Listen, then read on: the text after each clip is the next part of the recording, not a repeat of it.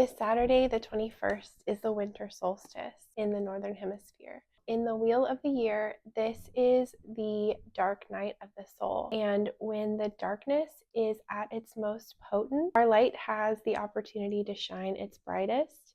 This is also when, in the cycle of the year, we shift back into the days getting longer. So the light is returning and strengthening and growing.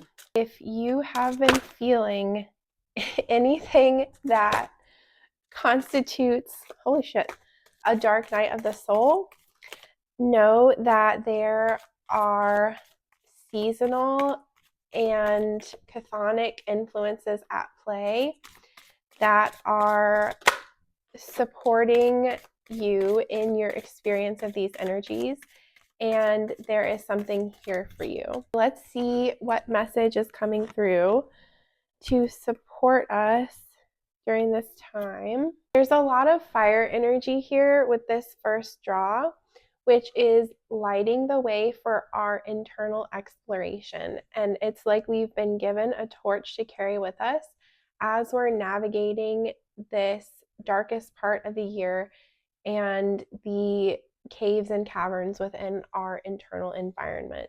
You have been on this internal adventure, especially exploring your creative passions and things that really matter to you, the things that light you up and keep you going, surrounding your sense of purpose in the world. You are gaining this sense of balance, like the third leg of a triangle. It's not just you and it's not just the outside world, but it is this triangulation of your internal environment, your external environment, and the bigger passion and energy that's holding it together. And with this Three of Wands and the Eight of Pentacles, there's a sense of making it not full completion, but making it to a certain point at which you are feeling a sense of mastery. So again, you are not at the end of this journey and you're not sitting in a place of complete authority, but you have been putting this work and effort in. And the Eight of Pentacles can also be like an apprenticeship. So you have been on this journey with your guides, with your team, and you are getting to the place where you have developed some real concrete skills. You're getting a sense for how to move about the landscape of the internal journey that you're on and the themes that you're exploring. We also had the Knight and Queen of Wands, as well as the Two of Wands and the Two of Swords. Firstly, this is not a time to be making rash choices or really any big decisions at all. If you feel like there's a stalemate, especially with something that you need to make a logical choice about, like this is a very heady energy, this is not the time. This is a time of stillness and going within, and not a time to be moving about the world, swinging your sword around and making drastic cuts and changes. These swords are being held in position for a reason. So just trust the timing on this and relax into the discomfort of this kind of pause. It might not be uncomfortable for you. Maybe this is a place where you can find some familiarity and relaxation with not needing to make this choice right now.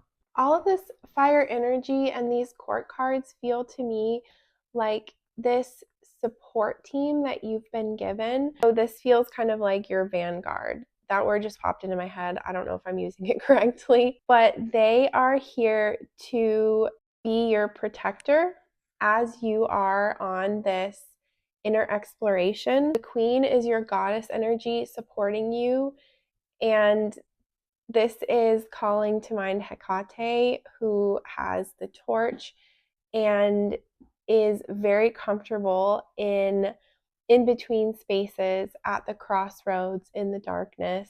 These two wands are your body and mind, your soul and your spirit, and it's like you have a torch in each hand, and one is to physically light your way, and the other one is your intuition that is guiding you on a level that is not tangible. We have the sun on the bottom of the deck. So much light in this reading. I was not expecting this. I was expecting to get like death. I was expecting darkness, and we are getting so much support, so much to light our way.